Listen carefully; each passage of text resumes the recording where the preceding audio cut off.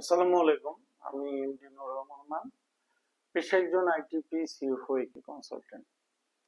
সম্মানিত করদাতাবৃন্দ, 2025 এবং 2026 অ্যাসেসমেন্ট ইয়ারের ইনকাম ট্যাক্স রিটার্ন সাবমিশনের কার্যক্রম শুরু হয়ে গেছে। আপনারা চাইলেই এখন অনলাইনে ই রিটার্নের মাধ্যমে এনবিআর এর ই রিটার্ন যে পোর্টাল আছে সেটির মাধ্যমে খুব সহজেই খুব সুন্দরভাবে আপনার রিটার্নটি সাবমিট করতে পারেন।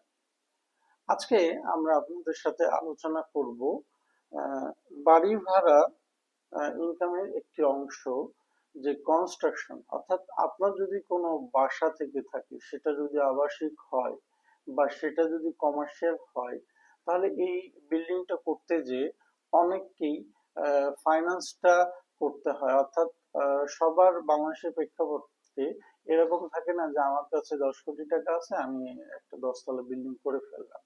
ন্যাচারালি এরকম হয়, দেখাচ্ছে জমিটা বাবা মার থেকে পেয়েছি, এরপরে আমি আপনার নিজস্ব যে সেভিং আছে সেখান থেকে বিল্ডিং করেছি। যখন আমি পারি না, আমি হয়তো একটা ফ্ল্যাট বা দুইটা ফ্ল্যাট বা দুইটা অ্যাপার্টমেন্ট বিক্রি করে দিয়েছি, অথবা আমি ব্যাংক থেকে ফাইন্যান্স নিয়েছি ইন্টারেস্টের মাধ্যমে।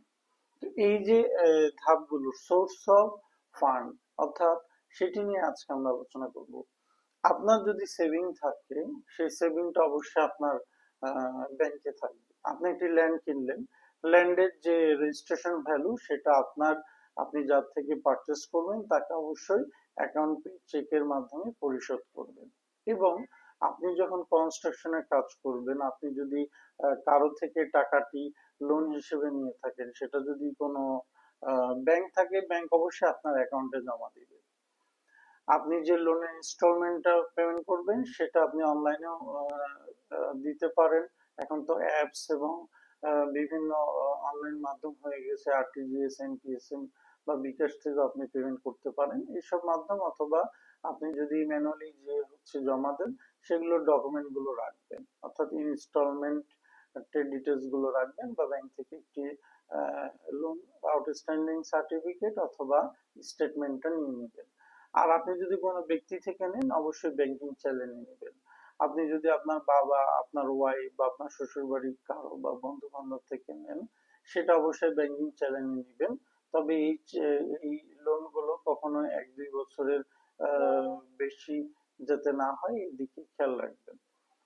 এবং আপনি যদি আহ, একটি ফ্ল্যাট সেল করে দেন বা অ্যাপার্টমেন্ট সেল করে দেন, সেখানে অবশ্যই আপনার রেজিস্ট্রেশন যদি আপনি করে থাকেন, তাহলে অবশ্যই রেজিস্ট্রেশনের যে ভ্যালুটা থাকবে, সেই ভ্যালুর পরিমাণ অর্থ আপনার অ্যাকাউন্ট থেকে, সেলারের অ্যাকাউন্ট থেকে আসতে হবে। আর যদি আপনি রেজিস্ট্রেশন করে না থাকেন, তাহলে অবশ্যই একটি ডিড করে ফেলবেন। সবকিছু ভ্যালিড হতে হবে, এবং সেই ডিডের মাধ্যমে আপনি অ্যামাউন্টটা নেবেন। আপনি যার থেকে টাকাগুলো নেন না কেন, আপনার অ্যাকাউন্টে যেহেতু আপনার বিল্ডিং, আপনার নামে হচ্ছে ল্যান্ড, আপনার নামে যদি কোনো অ্যাপার্টমেন্ট থাকে, তাহলে সেটি আপনার অ্যাকাউন্টে আসতে হবে, আপনার অ্যাকাউন্ট থেকে আপনাকে খরচ করতে হবে। অনেক সময় এরকম হয় যে অ্যাসেটটি হচ্ছে ওয়াইফের, বিল্ডিংটি বানাচ্ছে তার হাজবেন্ড, কারণ ওয়াইফ হাউস ওয়াইফ। সেক্ষেত্রে ডিপেন্ডেন্ট হিসেবে ওয়াইফের যাবতীয় অ্যাসেট হাজবেন্ডের ফাইলে দেখাতে হবে। সেক্ষেত্রে যেটা হবে, যে হাজবেন্ড যে খরচগুলো করছে সেটার সপক্ষে তার প্রমাণগুলো থাকতে হবে। আপনি বিভিন্ন পার্টিকে পেমেন্ট দিচ্ছেন, পার্টি পেমেন্ট যদি 50,000-এর উপরে হয় বা 5 লাখের উপরে হয়, এই জিনিসগুলো আপনি অ্যাকাউন্ট পেজ রেখে দিবেন। আপনি কনস্ট্রাকশনের যে খরচ সেটার একটা খসড়া রাখবেন। আপনি সেটা মিলাই দিবেন যে আমার সোর্স অফ ফান্ড কি, কোন কোন খাত থেকে আপনি টাকা সোর্স করছেন বা ফান্ডিং করছেন, এবং ওই টাকাগুলো কত মানে কোন কোন খাতে খরচ করেছেন। আপনার কনস্ট্রাকশনের বিভিন্ন স্টেপ আছে, সেই স্টেপ গুলো উল্লেখ করবেন। আপনার লেবার বিল হতে পারে, ফিটিং হতে পারে, টাইলস হতে পারে, রেডি মিক্স হতে পারে। পারলে এগুলোর বিল ভাউচার গুলো রাখবেন, অর্থাৎ অথেন্টিকেশন। আমি প্রত্যেকটি ভিডিওতেই বলি যে দেখেন, ইনকাম ট্যাক্স হচ্ছে একটি ল এনফোর্সমেন্টের জায়গা। একজন ডিসিপি বা একজন অফিসার বা একজন রেঞ্জ বা একজন কমিশনার কেউ আপনার মুখের কথায় আপনাকে কোনো ফ্যাসিলিটি দিবে না। আপনাকে অবশ্যই এটা ডকুমেন্টের মাধ্যমে প্রমাণ করতে হবে। আপনি ডকুমেন্টের মাধ্যমে যা কিছু উপস্থাপন করবেন তারা এগুলো মেনে নিবে এবং মেনে নিতে বাধ্য, এটি লতে বলা আছে। আমাদের প্রবলেমটা হয় আমরা ডকুমেন্ট রাখি না, সোর্স অফ ফান্ড সম্পর্কে আমাদের মানে সেই এসেন্সটা কাজ করে না, পর্যাপ্ত ডকুমেন্ট থাকে না। তো যার কারণে আমরা বলি যে ইনকাম ট্যাক্স আমাকে হয়তো বিপদে ফেলাচ্ছে, বা যিনি প্রফেশনাল ব্যক্তি আপনার কাজটি করছে তাকে আপনি বারবার দোষারোপ করেন। এখানে আপনাকে একটা জিনিস মনে রাখতে হবে যে অ্যাসেটটি আপনার, আপনার যদি অ্যাসেট হয়ে থাকে সেই অ্যাসেটটি আপনার এবং এটি ভোগ করবেন আপনি।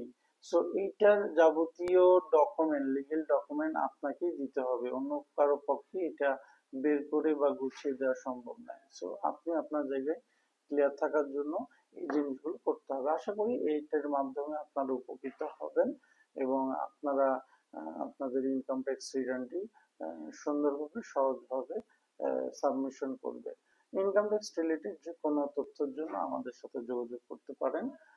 আর আসুন আমরা একসাথে বাংলাদেশ বিনির্মাণে গ্লোবালাইজেশনের মাধ্যমে আমরা বাংলাদেশকে আরো সামনের দিকে এগিয়ে নিয়ে যাই, আমাদের ইনকাম ট্যাক্স আমরা পরিশোধ করি।